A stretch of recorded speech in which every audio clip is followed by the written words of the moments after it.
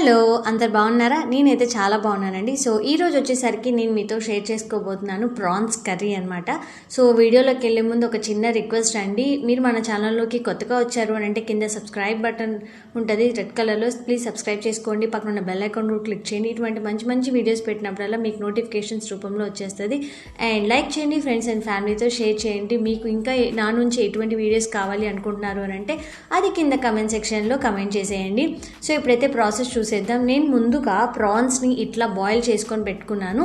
మీరు ప్రెషర్ కుక్కర్లో అయితే జస్ట్ ఒక 2 విజిల్స్ చాలండి బాయిల్ చేసేసుకోవాలి. కొంచెం ఉప్పు వేసుకొని బాయిల్ చేసుకోవాలన్నమాట. సో నేను బాయిల్ చేసుకొని పక్కన పెట్టేసుకున్నాను కదా. సో ఇప్పుడు బాండి తీసుకొని సరిపడా ఆయిల్ వేసుకోవాలి. ఆయిల్ హీట్ ఎక్కిన తర్వాత పోపు పెట్టేసుకోవాలి. ఆవాలు, జీలకర్ర, శనగపప్పు, పచ్చెనపప్పు, సాయమినపప్పు ఇవన్నీ వేసేసుకోవాలి.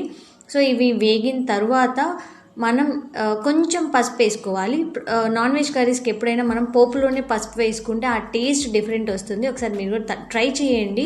అండ్ మీన్ వైల్ నేను ఆనియన్స్, పచ్చిమిర్చి అండ్ అలాగే టొమాటోస్ని ఇలా సన్నగా చిన్న చిన్న పీసెస్గా కట్ చేసుకొని పెట్టుకున్నాను. సో ఇప్పుడు మనకి పోపు వేగిందనమాట. పోపు వేగిన తర్వాత ఈ ముందుగా కట్ చేసుకొని పెట్టుకున్న ఆనియన్స్, టొమాటో, పచ్చిమిర్చిని యాడ్ చేసేస్తున్నాను. సో మొత్తం ఒకసారి మిక్స్ చేసేసుకోవాలి. సో మిక్స్ చేసేసుకున్న తర్వాత మనం మీడియం ఫ్లేమ్లో పెట్టుకొని మూత పెట్టేసుకొని ఒక 10 నుంచి 15 నిమిషాల పాటు మగ్గించుకోవాలి. చాలా ఫాస్ట్గానే మగ్గుతాయి అన్నమాట. సో ఇప్పుడు మగ్గినాయి కదా. ఇప్పుడు దీంట్లో నేను జస్ట్ 1.5 స్పూన్ అల్లం వెల్లుల్లి పేస్ట్ యాడ్ చేస్తున్నాను.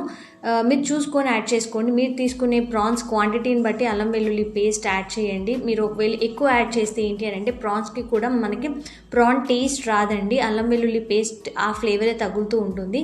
సో చూసుకొని వేసుకోండి. కొంచెం తగ్గినా పర్లేదు కానీ ఎక్కువైతే అస్సలు వేసుకోకూడదు. సో ఇప్పుడు అల్లం వెల్లుల్లి పేస్ట్ యాడ్ చేశాను కదా. సో నేను మొత్తం ఒకసారి మిక్స్ చేసేసుకొని ఇప్పుడు నేను ముందుగా బాయిల్ చేసుకొని పెట్టుకున్న ప్రాన్స్ని వీటిలో యాడ్ చేసేస్తున్నాను. సో ఆల్రెడీ బాయిల్ చేసేసాం కాబట్టి మనం జస్ట్ ఒక 5 to 10 మినిట్స్ కుక్ చేసుకుంటే సరిపోతుంది. ఎందుకంటే ఆల్రెడీ బాయిల్డ్ కాబట్టి ఎక్కువసేపు పట్టదండి. సో ఇప్పుడు నేను మొత్తం ప్రతి పీస్కి పట్టేలా ఆ మిక్స్చర్ ఉంది కదా కింద, ఆ మిశ్రమం అంతా ప్రతి ఆనియన్స్, టొమాటో ఆ మిశ్రమం అంతా ప్రతి పీస్కి పట్టేలా ఒకసారి మిక్స్ చేసుకున్నాను.